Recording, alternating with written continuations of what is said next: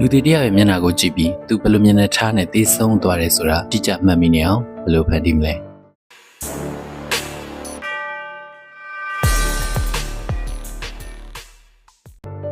ခုပြောခဲ့တာက6ချားပွဲရရုပ်ရှင်ဇာတ်လမ်းကြောင့်မဟုတ်ပါဘူးဒါဟာကမ္ဘာကျော်မရန်တူဆော့ဖျောင်းရုပ်ထုပြတဲ့ရဲ့အစပြုလာခဲ့တဲ့တကယ်သမိုင်းကြောင့်ပါမရန်တူဆော့ဟာအစားပိုင်းမှာ celebrity ရုပ်ထုတွေကြောင့်နာမည်ကျော်ကြားခဲ့တာမဟုတ်ခဲ့ပါဘူးအဲဒီစားလူသက်ခံရသူတွေဂလတီလို့ခေါ်တဲ့ခေါင်းပြက်ဆက်နဲ့ခေါင်းပြက်ခံရသူတွေတတ်မရှိတော့တဲ့လူတွေရဲ့မျက်နှာပုံတူတွေကိုဖျောင်းနဲ့တိတိကျကျထုလုပ်ခဲ့ခြင်းကနေဒီသမိုင်းကစခဲ့တာပါဒီအကြောင်းအရာကိုပြည့်ပြည့်စုံစုံသိရဖို့အတွက်ပြင်သစ်နိုင်ငံရဲ့18ရာစုကိုကျွန်တော်တို့ပြန်သွားကြည့်လိုက်ရအောင်1989ခုနှစ်ပြင်သစ်တော်လှန်ရေးကာလ Paris မြို့လယ်မှာဂလတီခေါင်းပြက်ဆက်ရဲ့ဓာတ်တန်ကနေတိုင်းလိုလူတွေရဲ့နားထဲထက်ခါကြားနေရတဲ့အချိန်ကာလပါလူတွေတည်ဆုံမှုကိုကြောက်နေကြတဲ့အချိန်မှာမရန်ထူဆော့ဆိုတဲ့အမျိုးသမီးတယောက်ကအဲ့ဒီတည်ဆုံမှုတွေကိုမမေ့နိုင်အောင်သူမရဲ့လက်နဲ့မှတ်တမ်းတင်နေခဲ့ပါတယ်သူမရဲ့အလုပ်ကနူးညံ့ညင်သာပြီးလှပတဲ့အမှုပညာမဟုတ်ခဲ့သေးပါဘူးလူတွေရဲ့မျက်နှာကိုတည်ဆုံပြီးချင်းတိုက်ရိုက်ပုံတွေယူပြီးဖျောင်းနဲ့ထုလို့ရတဲ့အလုပ်ပါ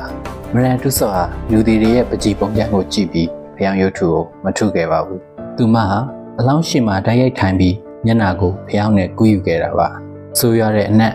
အေးစက်တဲ့အသားရည်အသက်မရှိတော့တဲ့မျက်လုံးတွေအဲ့ဒီရာအားလုံးကိုခံနိုင်ရရှိရပါမယ်ဒါပေမဲ့မရန်တူဆော့အတွက်ဒါဟာကြောက်စရာမဟုတ်ခဲ့ပါဘူးသမိုင်းကိုမလိမ်ညာပဲမှတ်တမ်းတင်ဖို့လိုအပ်တဲ့အလုပ်သာဖြစ်ခဲ့ပါတယ်ပြင်သစ်တော်လှန်ရေးကာလမှာမရန်တူဆော့ကိုယ်တိုင်ပါဒီဆုံးကန်ကြီးချင်းနေထိရောက်ခဲ့ပူပါတယ်သူမကိုတော်လှန်ရေးရဲ့ရန်သူလို့သတ်မှတ်ပြီးကျင်းချခံခဲ့ရပါတယ်သူမရဲ့စပင်ကိုတောင်တိမင်းချထားခံရတဲ့အကျဉ်းသားတွေရဲ့ထုံးစံတိုင်းတူအောင်ညှက်ထားပြီးသားဖြစ်ခဲ့ပါတယ်။ဒါပေမဲ့သူမဖန်တီးထားတဲ့တေသူတွေရဲ့ဖျောင်းမျက်နှာပုံစံတွေကြောင့်ဒီမျိုးသမီးဟာသုံးဝင်တယ်လို့ယူဆခံရပြီးတက်ကင်းလုံခွင့်ပြုခဲ့ပါတယ်။အမှုပညာတစ်ခုကသူမရဲ့အသက်ကိုတကယ်တမ်းကယ်တင်ခဲ့တာပါ။ချိန်ကြာလာတော့လူတွေဟာပုံတူသေးဆုံးမှုဖျောင်းရုပ်ထုတွေကိုမကြည့်ကျင်တော့ပဲမဲ့သမိုင်းကိုတော့နားလည်ချင်လာကြပါတယ်။မရန်တူဆော့ဟာဒီချက်ကိုအရင်ဆုံးနားလည်ခဲ့သူပါ။သူမဟာလူတီမျက်နှာပုံတူတွေနဲ့တည်းမကတော့ပဲ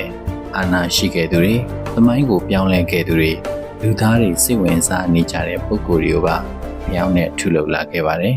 1835ခုနှစ်မှာလန်ဒန်မြို့ရဲ့ဝိတ်ခါလမ်းမထမှာမရန်ထူဆော့ဆိုတဲ့ဖျောင်းရုပ်ထုပြတိုက်ကိုသူမဖွင့်လှစ်လိုက်ပါတယ်မရန်ထူဆော့ပြတိုက်ထဲကဖျောင်းရုပ်ထုတွေကိုသိချကြည့်ရင်သူတို့ရဲ့မျက်လုံးတွေကရမ်းအသက်ဝင်နေတာကိုသတိထားမိပါလိမ့်မယ်ဒါဟာကြောင်းမဲ့တက်မဟုတ်ပါဘူးဖျောင်းရုပ်ထုကိုထုလုပ်တဲ့အခါမရန်တူဆော့ကမျက်လုံးကိုနောက်ဆုံးမှထည့်ခဲ့တာပါမျက်နှာရဲ့ကြွက်သားဖွဲ့စည်းပုံနဲ့နှကန်းတောင်လေးတွေမျက်ခုံးရဲ့အနေငယ်လှရှမှုအဲ့ဒီသေးစိတ်လေးတွေကြောင့်ဖျောင်းရုပ်ထုတွေဟာအင်းကိုပြန်ကြည့်နေသလိုခံစားရတာပါမရန်တူဆော့ဟာလူတွေတည်ဆုံးသွားပေမဲ့သူတို့ရဲ့မျက်နှာသူတို့ရဲ့သမိုင်းသူတို့ရဲ့အကျိုးသက်ရောက်မှုကိုအမြဲရှင်သန်နေစေခြင်းခဲ့သူပါမရန်တူဆော့ဆိုတာဖျောင်းရုပ်ထုပြလိုက်တစ်ခုတည်းမဟုတ်ပါဘူး